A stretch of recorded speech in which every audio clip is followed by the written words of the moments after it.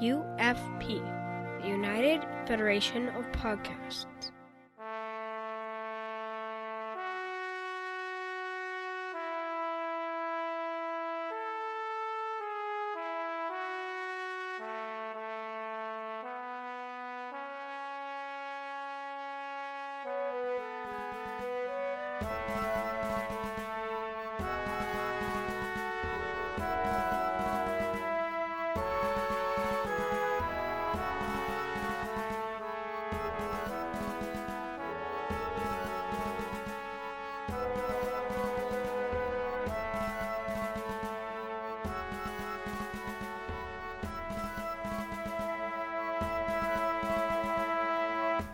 Welcome, everyone, to General Quarters, a Warriors and Warship podcast. I'm here with our co-host this evening, Travis Chrisman. Hey, Travis, how you doing? Great. How about yourself, Ken? I'm doing fine because we've got a special night. We have our first Marine, way overdue. Welcome, Kevonte Chilous, to the program. Hey, Kev, how are you? I am doing great. Thank you, gentlemen, for having me on. I appreciate it. No, thanks for coming on and being willing to kind of share your story. Like I said, it's been a good ride with General Quarters, and we've had just a great diversity of different guests on and whatnot. But I just find it funny that we haven't hit the Marines yet. I've worked with Marines my whole 25 career, so definitely not on purpose. No pressure on being the first one. I'll try to do as well. I'll try to make us look good. All right. Well, it was funny. I was talking with Travis and our other co-host, Abby, not that long ago. We were talking about Marines. So Travis is an Army officer with the National Guard of Indiana right now. So he's still serving. I'm long retired. But one thing that I had mentioned was in all my years of service, I've worked with a lot of Navy units, and some were great and some were terrible. Worked with Army units. Some were good, some not so strong. But I never worked with a bad Marine Corps unit. Everybody seemed to be motivated and out there to get the job done, and had that attitude of just semper fi, do or die. We're off. We're going to get these bad guys. I'll take it. And the Marine Corps is so diverse. Being the devil dogs, you guys definitely know how to be cohesive with other units of the military. Very well. Very well spoken, well trained individuals. Oh man, I feel like the pressure is kind of off, but it's kind of starting to come back now. Now I got some expectations. So you guys are still part of the Department of the Navy, so we are. Just yep. So so he went there. Okay. Yeah. So Kev, again, thanks for joining. I'm curious, if you don't mind, why don't you share a little bit about your background? Where you grew up, and then what drew you to the Marine Corps? Yeah, man, no problem. Born and raised in Nashville, Tennessee, to a single parent mom. She had me her senior year in high school, and we bounced around in Nashville.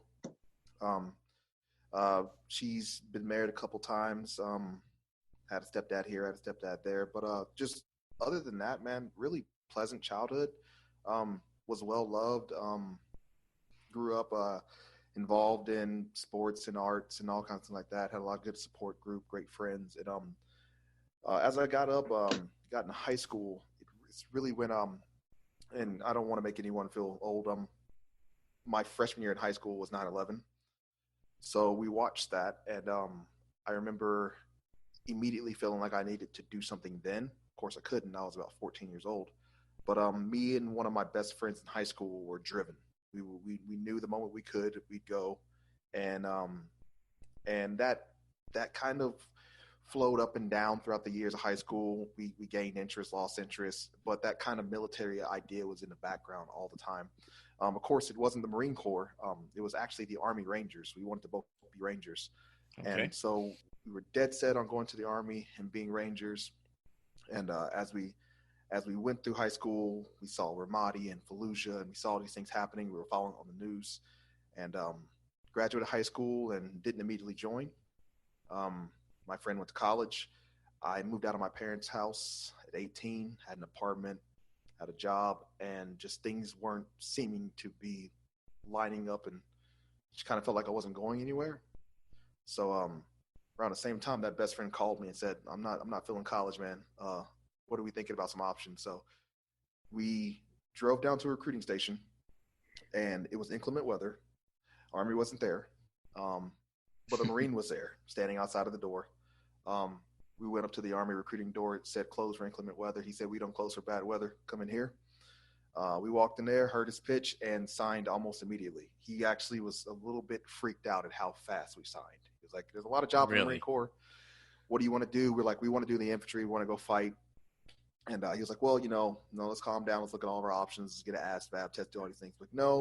We want to go fight, because we had watched a couple movies and played a few video games, and we'd seen the news, and we knew we were capable of doing those things. So we got that's how we got dragged in. The Marine Corps was not our first option. Very thankful that the Army was closed that day. No disrespect to the Army. I loved my time in the Marines. I couldn't imagine it any other way. So, yeah. Well, that's pretty wild. So you show up at the station, you sign on the dotted line. When you took the ASVAB test, did they try to push you into something different, or was it they knew you were pretty headstrong? No, I remember I took the ASVAB in high school. Okay. And they just pulled my score. It was still fresh. He tried to get me to do several other things, but we were just adamant. No, this is what we want to do, man. When can we leave? It was actually funny. My wife, she was my girlfriend at the time. I remember calling my mother and saying, Mom, I'm going to quit my job and I'm going to join the Marine Corps, and I'm going to join the infantry. She had no idea what the infantry even was. She said, what does that do? I said, those are the guys that go in the front lines and fight. She said, why? Because I'm her only child and she's a loving mother. And I said, I don't know, Mom. I just got to do this. And we talked a little bit about it. And she said, son, you're an adult. Go for it. And right before we got the phone, I said, oh yeah, Mom, by the way, I think I'm going to marry my girlfriend. And she was like, whoa, okay. 18 years old, have my mind made up. No, they tried to offer me other jobs, but they quickly got the gist. And me and my friend, we wanted to do infantry. And at the time, I believe that's when they were getting ready to do the big push. They needed all the Marines they can get. I don't think they were trying to tell anybody no at that time. Did you really understand what the infantry was when you were looking at that MOS? No. I was definitely your typical. I had a very civilian understanding of combat, very Hollywood dramatized, Black Hawk Down. We Were Soldiers were popular movies when I was in high school. So very much that's how I saw combat. This glorious, me and my best friend back to back, type of situation. The Marine recruiter, the staff sergeant, tried to explain that to me, and we were just, I didn't see, and this is just me being naive and young. I didn't see another reason to join the Marine Corps other to fight. I wanted to be a Ranger, so I wanted to fight. So I didn't see any other reason to join the military than to fight. Yeah, I got it. So in preparation for boot camp, had you seen Full Metal Jacket at that point, or what? Yeah. What's funny, I saw Full Metal Jacket after I had been in the Marine Corps for a while, because Marines were just not on my radar. If I saw it then when I was, it probably would have freaked me out of it. I say all these things about my drive to be in the infantry as if I was some sort of tough guy. I was not. I was a very sheltered kid. I was in the arts. I went to my high school was an art school. I drew and I painted, and I was very much into the art community. So I wasn't a tough guy walking around picking fights and stuff like that. It's just I think now looking back at it, I found myself to be quite the idealist. I remember watching the news and seeing this conflict going on, and it brought me back to my love for history. I love history. One of my favorite periods in American history is World War II. That's not a huge surprise. A lot of people love that time. But we had the world come together to stop a bad guy, essentially. And I love that call to arms. So when I saw this situation, I remember thinking, there are people in Iraq, and of course I didn't end up going to Iraq. I went to Afghanistan twice. But there were people in Iraq and Afghanistan who were being mistreated. people who couldn't stand up for themselves. And well, I'm in a position where I can. So whether it was false motivation and an overbearing sense of like bravado, I don't know what it was, but something told me that I was a person that can go do something about that. And so after a quick recruiting assessment, we signed and started our DEP program. We started running 3 miles every day and doing pull-ups, getting ready for Parris Island, hearing all the war stories about Parris Island. And I quit my job and I completely dedicated myself to getting in shape for this, and buzzed my hair. As you can see now, I don't like having short hair. So buzzed my hair and everything, and just prepared myself for it. But yeah. That's pretty cool.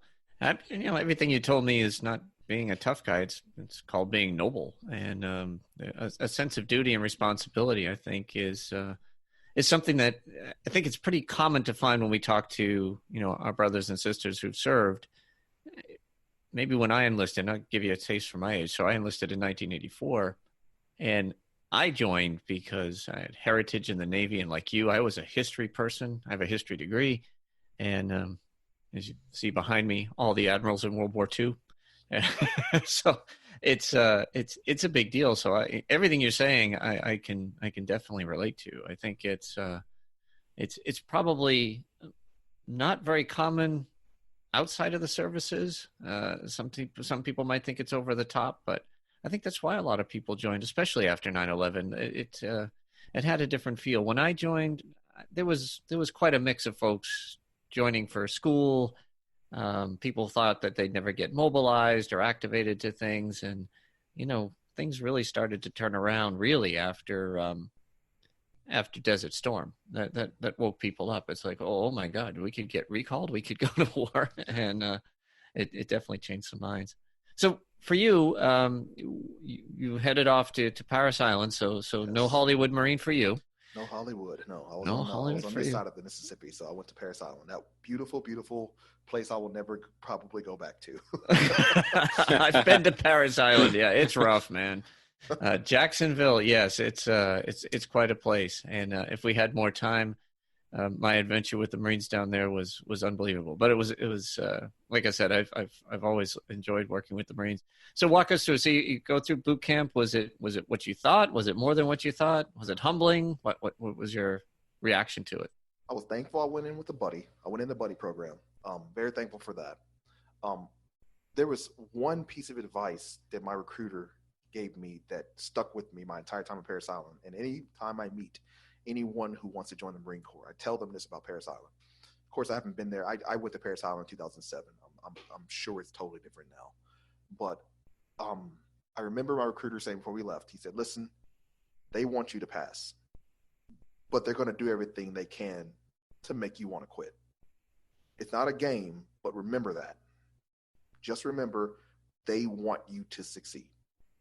And so when I got to Parris Island, it was a complete culture shock, as it's supposed to do. They do a great job. I watched all the videos I could, and I think YouTube was still brand new then, so I was still looking up clips and just trying to get a taste for what we were expecting. It was the fear of the unknown.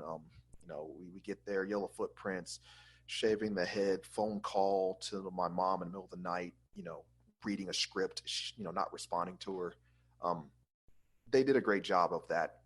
It really does. Like, you feel like you're in a different world. So for 3 months, you spend time in this different world, learning how to speak differently and move differently and act differently. And while you're there, you hate it. But it's one of my favorite parts of my military service. It's the most fun I had, because it's the only place that entire time I had to make no decisions on my own. Everything was told. I was told when to sleep, when to eat, when to stop eating, when to use the bathroom, when to even drink water, when not to drink water. So like it got, made a lot of good friends in boot camp that I end up seeing throughout my time in the military. And I'm still close to several of them today. I got through the buddy program. So my best friend that I joined with, we ended up being rack mates, which it's pretty crazy. The buddy program lets you know that you can go to Parris Island with a friend, but it doesn't guarantee you stay with that friend. So we got lucky. We got to stay in the same, we were same platoon.